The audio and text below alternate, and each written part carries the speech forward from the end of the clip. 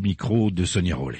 Denis Mukwege, bonjour. Bonjour madame. Quand on s'est engagé comme vous pour la reconnaissance des crimes du rapport Mapping, qu'est-ce qu'on ressent dans cette journée un peu particulière d'anniversaire après 10 ans? Pour moi aujourd'hui c'est un sentiment mitigé puisque c'est incompréhensible que la communauté internationale ait lu ces rapports et que cette communauté internationale, que le Conseil de sécurité ait décidé de mettre ces rapports dans un tiroir. Pour moi, c'est incompréhensible et ça pose la question quel monde nous voulons construire demain.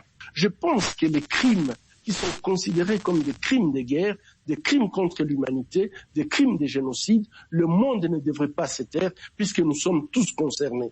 Et le jour où nous gardons silence par rapport à ces crimes, nous savons tout simplement que nous ouvrons largement la porte pour que ce type de crimes puisse continuer. De l'autre côté, le fait que le peuple congolais se met debout pour demander à ce que le gouvernement congolais puisse prendre les responsabilités par rapport à ces crimes pour permettre les Congolais de faire leur deuil. Je crois que cette évolution de la population congolaise est très très encourageante. Mais c'est un peu grâce à vous justement cette mobilisation notamment internationale. C'est aussi parce que vous avez finalement placé votre prix Nobel de la paix sous le signe de la fin de l'impunité autour des crimes du Mapping Report. Je crois que comme prix Nobel de la paix, comment je peux continuer à garder ce titre si je ne travaille pas pour la paix dans la région? Je crois qu'aujourd'hui, nous avons quand même un momentum d'avoir un président qui a des mains propres par rapport à toutes ces violations graves de droits de l'homme et que le fait qu'il a demandé à ce que son gouvernement puisse travailler sur le dossier de la justice transitionnelle, ça peut permettre à certaines personnes qui vivaient dans la peur de sentir que il y a un espoir, il y a un dirigeant qui veut faire bouger les lignes. Pourtant, Félix Tshisekedi a aussi promis de ne pas fouiner dans le passé, et même s'il a écarté du commandement opérationnel 2 officiers considérés comme rouges par l'ONU, il ne les a pas radiés non plus de l'armée. Il faut commencer quelque part. Je crois qu'il faut plutôt l'encourager. Nous savons qu'il y a des obstacles. Et ces obstacles, il faut avoir une population qui s'engage pour encourager également le président de la République d'aller de l'avant. Le gouvernement a élaboré 2 projets de décret qui prévoient une justice transitionnelle justement sur la demande du président Tshisekedi. Pour l'instant, essentiellement, c'est une sorte de commission vérité et réconciliation, mais il n'y a pas de tribunal ou de chambre mixte prévue pour juger ces crimes. Est-ce que ça sera suffisant? C'est pas suffisant. Je crois qu'il faut absolument la justice.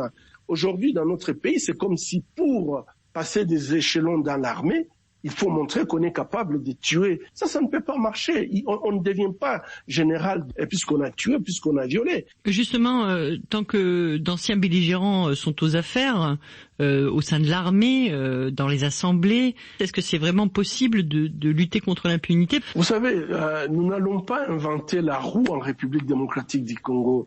On sait très bien à quel point la justice transitionnelle a pu changer les choses dans plusieurs pays. 25 ans, c'est trop. On a essayé de cacher, on a essayé de mettre tous les rapports dans les tiroirs en espérant que le temps va arranger les choses. Le résultat est là, on n'a rien arrangé. Au contraire, la situation est explosive à l'est du Congo et nous devons agir vite. La RDC de Félix Tshisekedi fait tout pourtant pour se rapprocher de ses voisins, assure même des médiations entre eux. Pensez-vous vraiment que Félix Tshisekedi puisse aujourd'hui soutenir la création d'une juridiction qui pourrait mettre en difficulté ses nouveaux alliés?